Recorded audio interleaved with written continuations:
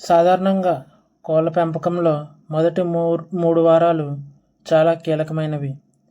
ఈ సమయంలో కోడిపిల్లలు ఉన్నట్టుండి నల్లతగా మారిపోవడం, దగ్గు, తుమ్ములు రావడం లేదా రోజుకు పదుల సంఖ్యలో కోడిపిల్లలు చనిపోవడం మీరు గమనించే ఉంటారు.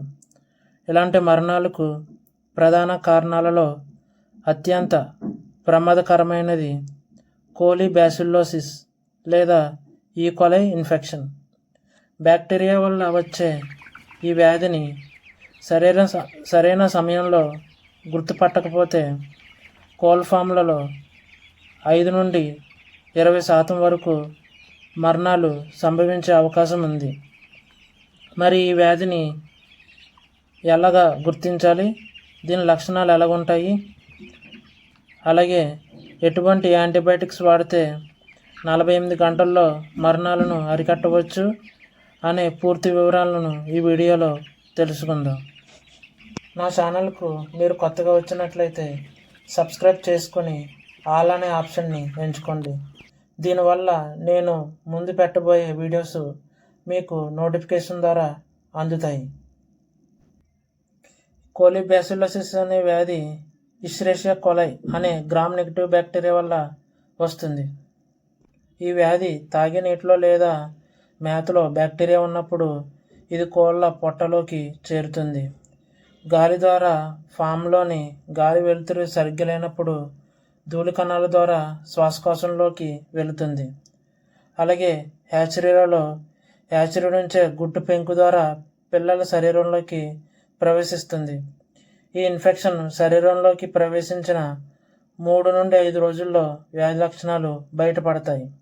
ముఖ్యంగా కోడిపిల్లల్లో బొడ్డు సరిగ్గా మానకపోవడం, గంబోరా లేదా ఐబి వంటి వైరల్ ఇన్ఫెక్షన్ల వల్ల రోగ నిరోధక శక్తి తగ్గడం వల్ల ఈ ఈకోలై బ్యాక్టీరియా తీవ్ర స్థాయిలో దాడి చేస్తుంది. కోడిపిల్లలకు ఈకోలై ఇన్ఫెక్షన్ సోకినప్పుడు మనం గమనించదగిన ముఖ్యమైన లక్షణాలు ఇవే. మొదట నల్లతగా మరియు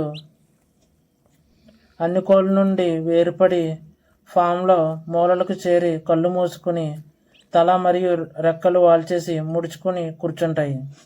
ఈ వ్యాధి సోకిన కోళ్ళలో శ్వాస తీసుకోవడానికి కష్టపడతాయి. దగ్గు, తుమ్ములు మరియు గుర్రుమనే శబ్దాలు వినిపిస్తాయి. కోడిపిల్లలకు విరేచనాలు కావడం వల్ల వాటి విసర్జన రంధ్రం వెంట వద్ద మలం గట్టిగా ఆరిపోయి అంటుకొని ఉంటుంది. ఇది కోలి బ్యాసిల్లోసిస్లో కనిపించే ప్రధానమైన లక్షణం. అంతేకాకుండా కాళ్ళలో బలహీనత వచ్చి కోడిపిల్లలు కుంటడం మనం చూడవచ్చు. వ్యాధిని ఖచ్చితంగా నిర్ధారించుకోవడానికి పోస్టుమార్టం మరియు ల్యాబ్ పరీక్షలు చాలా అవసరం. చనిపోయిన కోడిపిల్లను కోసి చూసినప్పుడు లోపల అవయవాలలో 3 ప్రధాన మార్పులు కనిపిస్తాయి. మొదట కాలేయం పైన పసుపు లేదా తెల్లటి ఫైబ్రిన్ పొర కప్పబడి ఉంటుంది. గుండె చుట్టూ ఉండే పొరలలో తెల్లటి ద్రవం లేదా పొర పేరుకుని పోతుంది. ఊపిరితిత్తుల వద్ద ఉండే గాలి సంచులలో ఇన్ఫెక్షన్ చేరి మబ్బులాగా తయారవుతాయి. ఈ మూడింటిని కలిపి పాలిసైరోటిసిస్ అంటారు. ఇప్పుడు అత్యంత ముఖ్యమైన భాగం ట్రీట్మెంట్. దీంట్లో ముఖ్యమైన యాంటీబయాటిక్ టెట్రాసైక్లిన్ పౌడరు. ప్రతి కేజీ శరీర బరువుకు 5 నుండి 10 మిల్లీగ్రాముల చొప్పున ఇవ్వాలి. లేదా 5 గ్రాముల టెట్రాసైక్లిన్ పొడిని 4.5 లీటర్ల మంచినీటిలో కలిపి వరుసగా 5 రోజుల పాటు తాగించాలి. దీంతోపాటు ఇన్ఫెక్షన్ వల్ల కాలేయం దెబ్బతింటుంది కాబట్టి లివర్ రికవరీ కోసం ప్రతి 100 పక్షులకి 15 ml చొప్పున లివర్ టానిక్ని రోజుకొకసారి నీటిలో 5 రోజులు ఇవ్వాలి. దీంతోపాటు మల్టీవిటమిన్ పౌడరు కలిపి ఇవ్వడం వల్ల కోళ్ళలో రోగ నిరోధక శక్తి పెరుగుతుంది. ఈ రకమైన సరైన మందుల కలయికలను అందించడం వల్ల ట్రీట్మెంట్ ప్రారంభించిన 48 గంటల్లోనే ఫామ్లో మరణాల రేటు గణనీయంగా తగ్గి కోళ్ళు కోలుకుంటాయి. ట్రీట్మెంట్ చేయడం ఎంత ముఖ్యమో వ్యాధి రాకుండా ముందు జాగ్రత్తలు తీసుకోవడం అంతకంటే ముఖ్యం. కోళ్లకు పరిశుభ్రమైన నీటిని అందించాలి. లిట్టర్ మేనేజ్మెంట్లో వరి పొట్టు తేమ లేకుండా ఎప్పుడూ పొడిగా ఉండేలా తిరిగేస్తూ ఉండాలి.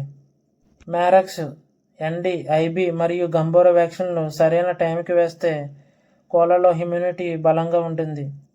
ఈ సమాచారం మీకు ఉపయోగపడిందని భావిస్తే ఈ వీడియోని లైక్ చేయండి, షేర్ చేయండి, నా ఛానల్ని సబ్స్క్రైబ్ చేసుకోండి.